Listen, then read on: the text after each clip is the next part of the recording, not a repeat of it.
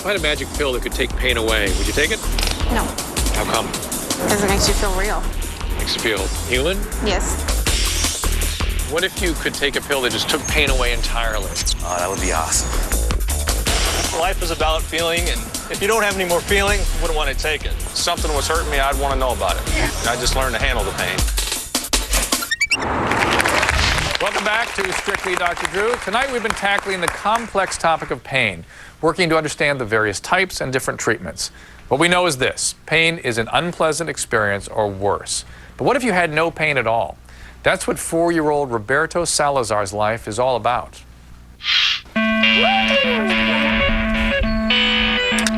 Roberto Salazar seems like any 4-year-old little boy.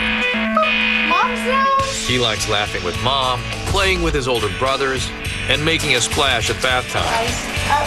But that's where the similarities stop. At first, the signs were subtle, things only a mother might notice. He runs and falls. Well, he gets right back up and goes on, you know, whether he's got gravel stuck to his knees and bleeding or not. Fall after fall, bump after bump, no screams, no tears. He just doesn't understand the concept that, you know, when we see bright red blood, we stop. Roberto didn't stop. Even when he had a broken bone, nothing seemed to stop him.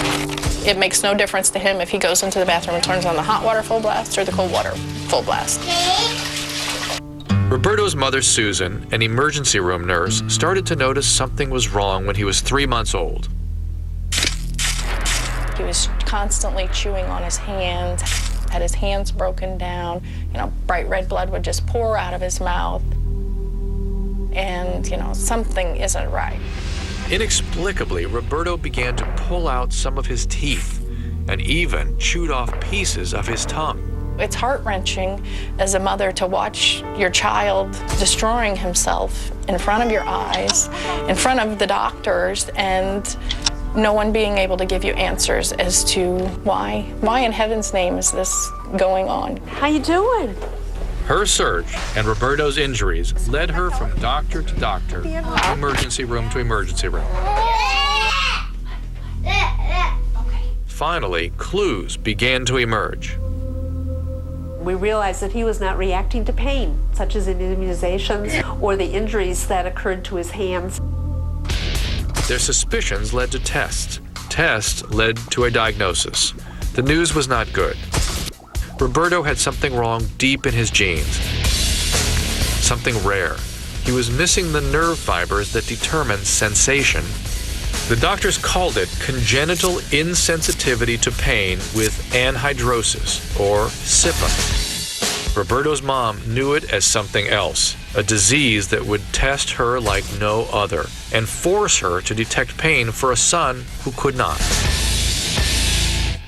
It was a big relief initially when we got the diagnosis of CIPA. You know, yeah, there's a name for what he has. There are people out there who are going through the same thing, and, you know, you're not alone anymore. Reality began to set in. Life could never be the same. Pain is there in your life for a reason. Pain is the body's way of saying, you know, something isn't right. Scream? Today, every aspect of Roberto's life is designed to keep him safe. The house is completely childproof.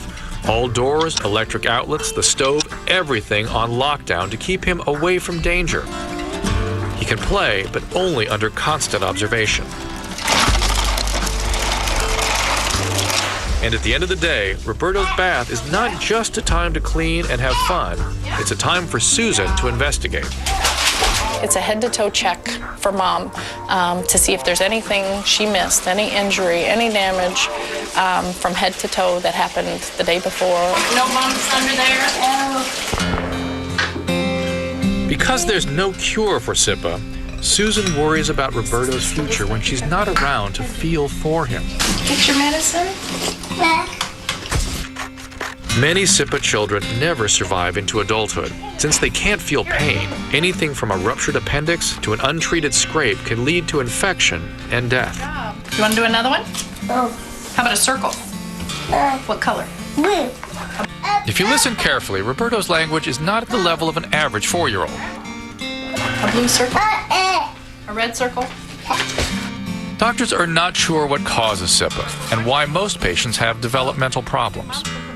Most also feel little to no sensation, but Roberto's mom knows he enjoys the pleasure of touch. He does feel touch. Certain touches he actually likes over others. He loves to be tickled, especially on his belly, under his arms. He giggles just like a normal child would giggle in that response. Roberto continues to amaze his mom, his doctors, and each and everyone who meets him. Each day is a new lesson in survival. For his mom, that's Roberto's legacy. My biggest hope for Roberto that he lives a long, happy life. And Roberto's story helps us appreciate the crucial role pain does play in our lives. His condition that was so rare, there are fewer than 20 documented cases in the United States. And though devastating for Roberto and his family, his condition can provide important information about, say, the role of genetics. For instance, by studying genetic defects like Roberto's, researchers have learned that sciatica, that painful back pain that goes down the leg, may not just be an injury-related phenomenon, it may have something to do with genetics. Next up, our Strictly Dr. Drew